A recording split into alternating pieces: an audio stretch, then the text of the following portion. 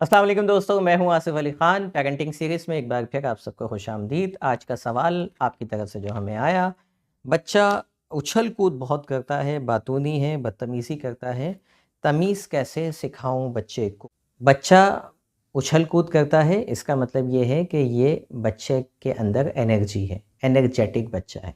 पहले तो हमें ये सीखना होगा, समझना होता है कि हर चीज़ बच्चे की ख़ामी नहीं होती। उछल कूद कर रहा है, ये ख़ामी नहीं है, खूबी है।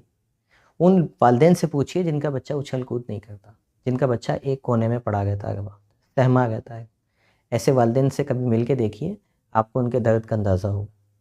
ऐसे वालिदैन हैं जिनके बच्चे बाहर नहीं जाते, घर में बैठे रहते हैं, सहमे-सहमे रहते हैं। दर्द ये है, दर्द ये नहीं उछल-कूद कर रहा है।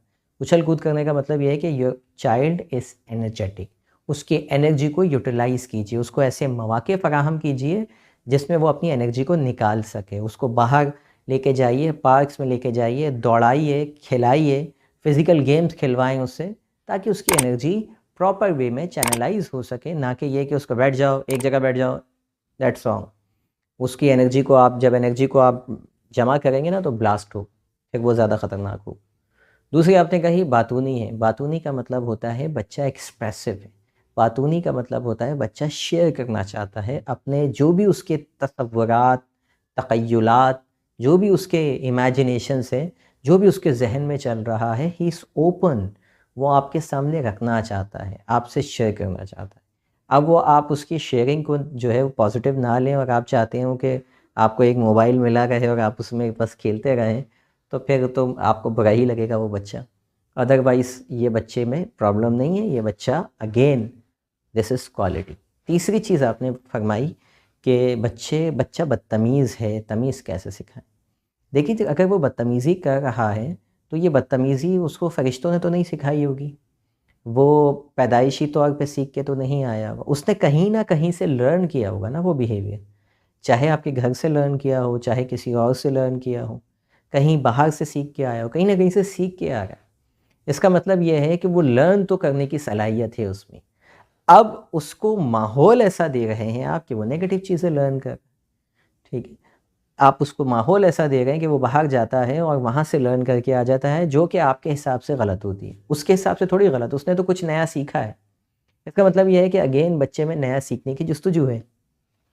आपने क्या करना है, देखिए, तमीज़ या मैनर्स ये सिखाए नहीं जाते, ये दिखाए जाते हैं।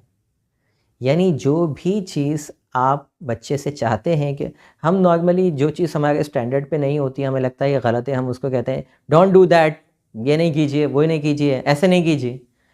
हम उसको स्टॉप करते हैं, हम उसको राइट वे नहीं बताते कि इसकी जगह सही तरीक़ेकार क्या है।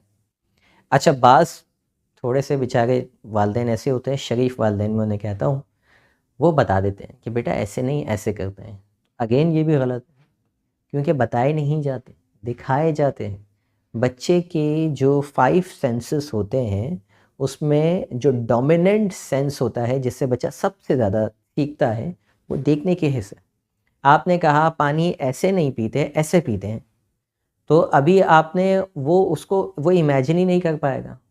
आप उससे कहें कि बेटा इधर आइए, आप इस तरह से पानी पिएगा ना, लेट मी टेल यू कि मैं आपकी जगह होती तो कैसे पीती। उससे गिलास लीजिए, एक जगह पे जाके बैठिए, उसके बाद उसको देखिए, ये मैंने 1 सिप लिया, ये मैंने 2 सिप लिया, ये मैंने 3rd सिप लिया, और देखिए मैं हर सिप के साथ साँस भी ले रही हूँ, ब्रेक भी ले रही हूँ, और मैं पानी को देख भी रही हूँ, तमाम सुन्नतें अदा कर रही हूँ। Now you do the same thing. उसके बाद कहेंगे बेटा नाउ डू दिस, अब आप ये करके दिखाइए मुझे। तो पहले आपने उसको दिखाया कि ये सही मैनर्स हैं, उसके बाद उससे प्रैक्टिस करवाई। हमने ये वाला है पार्ट जो है ना, जो ख़ुद को करना था, ये तो होता ही नहीं हमारी ज़िंदगी में। ये होता भी है तो एक मरतबा। अच्छा जी, कुछ बहुत ही ज़्यादा शरीफ वालिदैन हो, बोलेंगे सर मैंने ये भी किया था। फिर मैं उनसे पूछता हूँ कितनी बार किया था? बोले 1 मरतबा किया था। उसके बाद क्या किया था? उसके बाद उस 1 मरतबा की धमकियाँ 1000 मरतबा दी थी। बताया था ना उस दिन ऐसे पीना है, बताया था ना? वो 1 मरतबा आप बता के उसके बाद 10 मरतबा उसके ताने। उस दिन आपको 10 मरतबा, आपको 50 मरतबा बताना पड़े, बताएँ। तरबियत एक अज़ीम ज़िम्मेदारी है, अज़ीम कंधों पे आती है, ठीक है? ऐसा नहीं है कि आसानी से छूट जाएँगे। औलाद एक अज़ीम नेमत है, और अल्लाह ने कहा है कुरान पाक में, तुमसे तुम्हारी हर हर नेमत का हिसाब लूँगा। तो मेरे हिसाब से जितना मैंने कुरान पाक को पढ़ा है, तो चूँकि ये एक अज़ीम नेमत है, तो जहाँ अल्लाह ताला हमसे हिसाब ले रहा होगा ना, जैसे ईमान एक अज़ीम नेमत है, उसका हिसाब दीजिए। भाई ईमान तुम्हें दिया था, क्या किया उसके बाद? वहीं औलाद, मुझे तो इस दुनिया में औलाद से ज़्यादा कोई अज़ीम नेमत नज़र ही नहीं आती।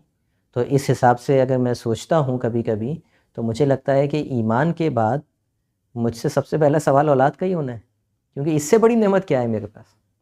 चलें आप कहें कि सेहत इससे ज़्यादा बड़ी नेमत, तो मुझे लगता है कि वालिदैन को अल्लाह ने ऐसा दिल दिया है कि वो अपनी सेहत भी कुर्बान कर देते हैं, अपनी जान भी कुर्बान कर देते हैं अपनी औलाद पे, ठीक है? तो इसका मतलब ये है कि औलाद का सवाल टॉप क्वेश्चंस में होगा, यानी कि आपके ईमान के बाद पहला सवाल है औलाद के साथ क्या किया। तो आपको मेहनत करनी होगी, तब जाके ये परवरिश पाएंगे, एक अच्छी परवरिश पाएंगे। ऐसे नहीं कि बस आप जो है वो तोते की तरह रटवाते रहें और वो भी तोते की तरह रटते रहें, मैनर्स सब पता हो लेकिन इम्प्लीमेंट कुछ भी ना हो, अमली ज़िंदगी खाली।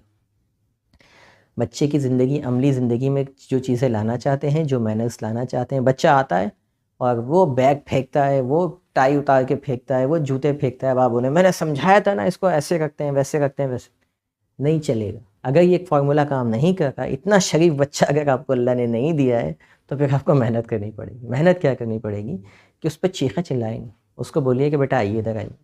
नाउ लेट सपोज़ कि आप जो हो वो मैं हूँ और मैं जो हूँ वो आप हैं, यानी रोल एक्सचेंज करिए। और मैं स्कूल से आती हूँ, देखिए मैं कैसे आती हूँ। ये मैं स्कूल से आई और ये मैंने बैग रखा, ये मैंने अपने शूज़ यहाँ रखे, ये मैंने जो है अपनी दीगर चीज़ें यहाँ रखी और अब मैं जा रही हूँ अपना फेस वगैरह वॉश करने, बात लेने वगैरह वगैरह। Now you do the same thing. अब जैसे मैंने किया है, अब आप ज़रा करके दिखाइए। ये वो तरीके होते हैं जो बच्चा क्विक सीखता है।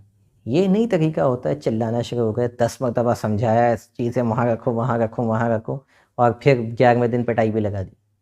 राइट? ये तरीके सही नहीं है। पेरेंटिंग के तरीके आपने सही करने होंगे, तब आपको बेहतर नताइज मिलेंगे, वरना आप इस तरह की वीडियोस देखते रहेंगे और आपके बच्चे जवान हो जाएंगे और आप बोलेंगे कोई फ़ायदा नहीं हुआ।